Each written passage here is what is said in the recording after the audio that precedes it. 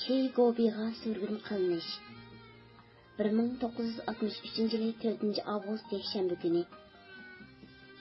Kishilarning taladan alıngan varang-churung ovozini uyg'onib, beshimni ko'tarib qarasam, qizlarning uchilisi bir yostiqqa beshini qo'yib, bir-biriga yaqin kelib, shundoq tatliq uyquda uxlayotdi.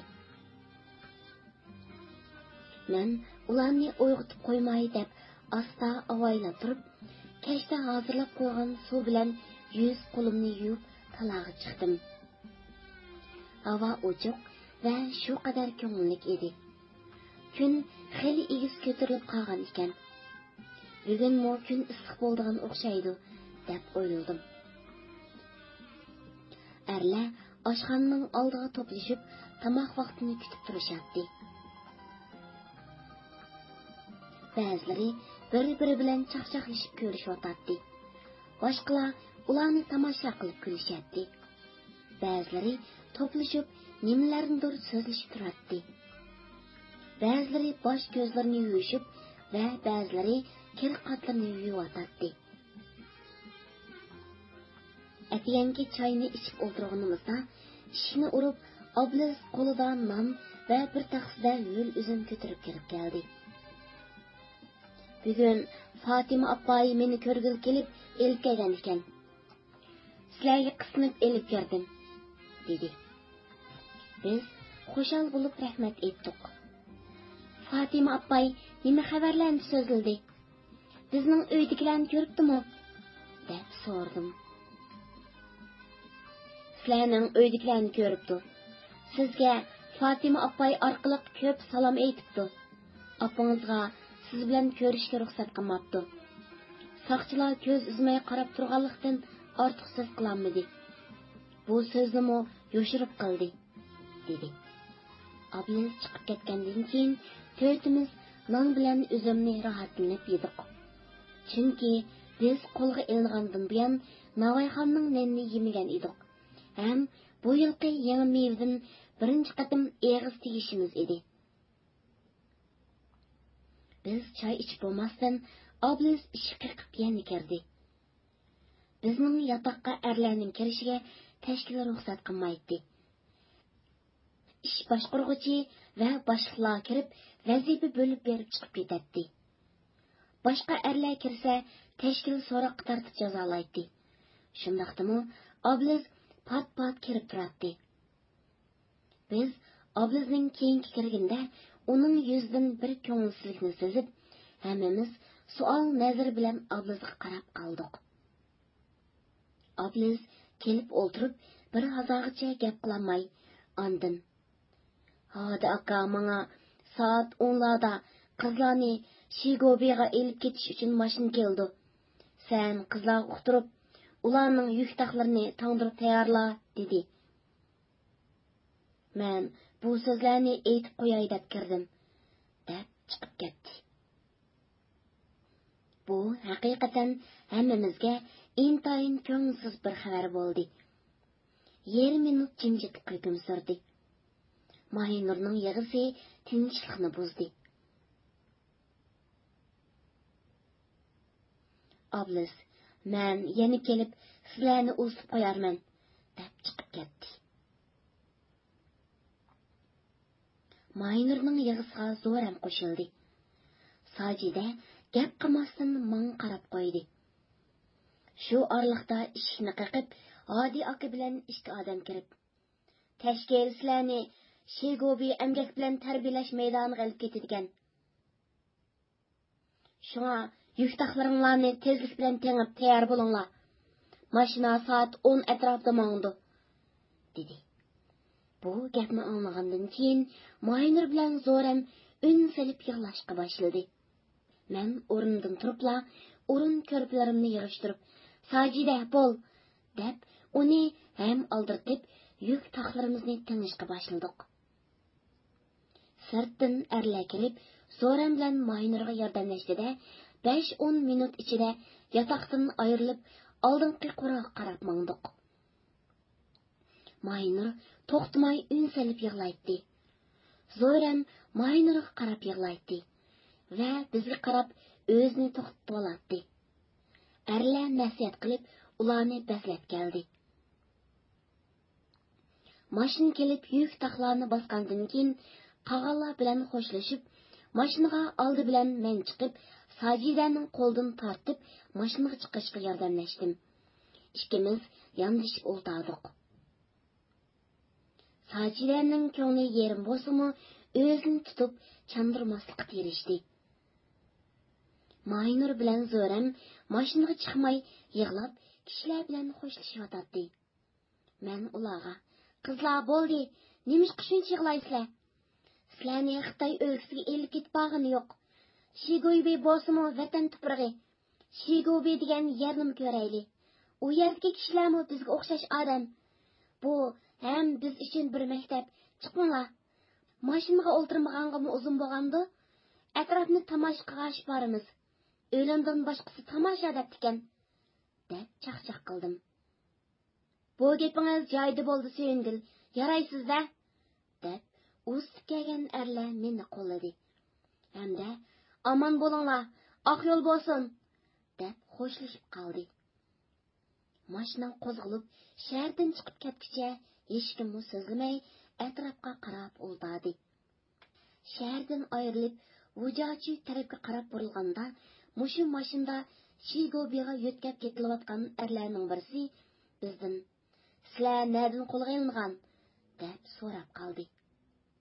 Sajida: "Biz tibbiy institutdan qo'lga ilindik" deb javob berdi. "Sizlar tibbiy institutdan qo'lga ilingan qozoq bolasini tanimsizlar? Ular qayerda? Shigobidimi?" deb ikkimiz tang so'rdik. Bultur 3 yillik emgak bilan tarbiyalash kesib Shigobiga olib kelgan edi. 1 yil yolg'on sarang bo'lib olib ishlamay, atiyaz vaqtida qochib ketdi. Qochib nega bora olaydi? Hozir tutilib Lyudavan turmusida emgak qilib o'tibdi. Bugun biz Lyudavandan uni elib ketish kelgan edik, lekin bugun sizlarni elib chiqishga to'g'ri kelib, Kamolbekni keyingi qatimga qoldirdik" dedi. "Siz kim bo'lsiz?" deb Sajida tuyuqsizla so'rab qoldi. U odam kulib qo'yib: "Men Barak Dujang bo'laman. Shigobining erlar uyining dujangi" deb o'zini tunishtirdi va odoldagi ikki odamni ko'rsatib: "Bu ikkisi Shigobidan qochib tutilib qolib, Jejangdan qaytirib elib kelayotgan mahbuslar" deb tunishtirdi. Bu mashinada bizlarni kuzat qilib elib kelayotgan ikki soqchimi bor edi. Biz Agri To'qay koni yo'llar bilan Vujachiga yetib keldik. Bu bir kichkina, asosiy jihatdan Xitoylar o'ltiraqlashgan ishlab chiqarish qurilish armiyasi o'rnashgan. Cho'ng ko'chaga kelganda mashinani to'xtatib, hammamizni mashinadan tushishga buyurdi. Biz tushgandan keyin bir necha kulrang kiyimli Xitoy qo'llaridagi naslar bilan mashinaning ham yerga va bizning oyoqlarimizga dori chashdi. Barak Dujang bizga: "Hozir bu qumliqda yomon kasal bor ekan. Shuning oldini olish uchun dorilayotdi" dedi. Ko'p o'tmasdan biz Vujachidan qo'zg'alib, Agri To'qay yo'lni besib mangan sari cho'llikka ishkirlab kirishga boshladik. Kichik dehqonchilik maydonlarimi shalang uchraydigan bo'ldi. Shu menish bilan soat 1 atrofida Shigobi o'zgartish atratiga yetib keldik. Mashina Changbo oldidagi maydonga kelib to'xtadi. Mashina ustidagi odamlar bizning yuklarimizni tushirishga yordamlashib bo'lib, hammasi ketib o'y-o'ylarga kirib yo'qoldi. Butun maydonda yuklarimizni dövlab to'timiz qoldik. Kun bakmi issiq. O't yalqindek butun maydon yalninjab turardi. Atrof jimjit, faqat chivillarning g'ingdab ushgan ovozdan boshqa hech qanday tovush yo'q. Maydon hayotlik yo'qdek jimjit, yurakni ezgudek ko'ngilsiz edi. Usab og'zimiz qurib ketdi. To'timiz bir-birimizga qarab, maydonning o'tirisida turib qoldik. "Tova, nima degan ko'ngilsiz ya bu?" deb Sajida atrofga ko'ngilsiz qarab, tartib qo'ydi. Zo'ram, tova, bir odam yo'q-ku. Bular nega ketgandi? Bizga ega bo'ladigan odam yo'q o'xshaydi, deb yuk taxlarning ustiga berib o'ltirdi. Maynur suv qochlaydigan batlashgan tepib, oshxona oldida eqib turgan quduqdagi suvni ko'rsatib, "U suvni elib kelaymi? Bek ustab ketdik, ichamizlar", dedi. "Ko'ngildagini topdingizmi, Maynur?" deb suv bormoqchi bo'lib turganimizda, orliq tar yo'ldan pakar, vijik kelgan, qirqimchash, ko'p ko'ynak, ishton kiygan, ko'zlari aron echilib turgan qismoq ko'zlik, panoh burun, kalpuklari qalin bir Xitoy ayol kelib, bizga xanzo tildi. "Yukinglarni ko'tarib, mening kaynimdan menglar", dedi. Zo'ram bizga qarab, "Ma qismoqning holini, bizga buyruq so'qidi-ku taxi", deb uningga ko'zni alaytib qo'ydi. Biz yuklarimizni ko'tarib, shu pakar Xitoy ayolning keynidan mangdiq. Orliqdagi yo'ldan o'tgandan keyin eski ufrab ketgan so'qma tamlarning yanida ikki eg'iz kesakdan silingan uyning oldiga keldik. So'qma tamdan o'tgandan keyin udul to'pi do'linib, yerdan yarim metr egiz turgan yerga boshlab keldi. Men yataqlar kesak bilan silingan bu kichik uy bo'lmasdan, biz yotadigan yataqlar boshqa yerda bo'lsa kerak. Bu atrofda hech bir uy ko'rinmaydi.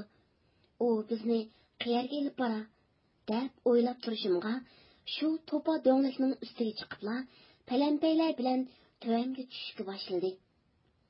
Uning ichida bir kichik eshik bor edi. "Bu bir ko'ktat o'risi-ku", deb hayron bo'ldim. Eshik ichiga qarab echildi. "Gama uy degini mushi bo'lsa kerak", deb eshikdan uyga qarab kirdik. Bu so'g'idan atlab kirishim bilan milyonlagan chivilla vijildab uchib odamga uriladi. Agar ehtiyot qilmasa, eg'iz burniga kirib ketishi mumkin edi. Ikki qo'lim bilan chivimdan qo'g'linib, yalpib turib atrofga qaradim. Eshikdan kiribla, o'ng qo'l tarafda ranglangan taxtaydan oddiy yasalgan bir ustal bo'lib, u ustal ustida 20 dak cho'ng kichik hijirlar, umoch, say yo'qlari bilan yuyulmagan qochqumishlar do'linib turadi. Ularning ustida chivillar vijildashib, qochlardagi qolgan yo'qinlarni yavatadi. Birdilla kirishimiz bilan bu chivillar o'zi buzilgan hardek vijildab uchib, bizga urilib, og'zi burnimizga kirib ketgili tas qoldi.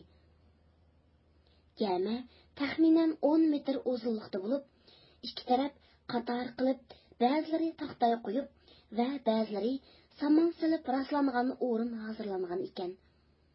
O'rin ustida faqat bir qisqa ishtondan boshqa tug'ma yalang'och yetib ketgan ayollar tushlik dam elishda uxlayotdi.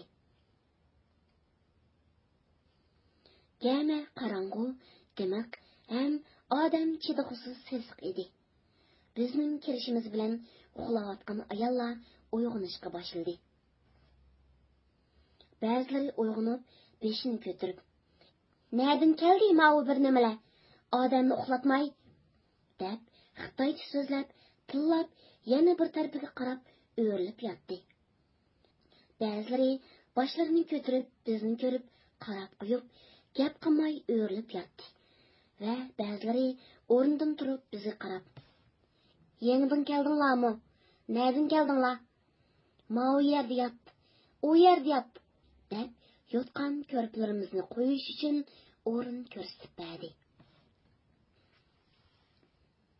Sajida bilan ishimizga gamining to'rdagi bulonda samonsiz dog' yerga yetishib to'g'ri keldi.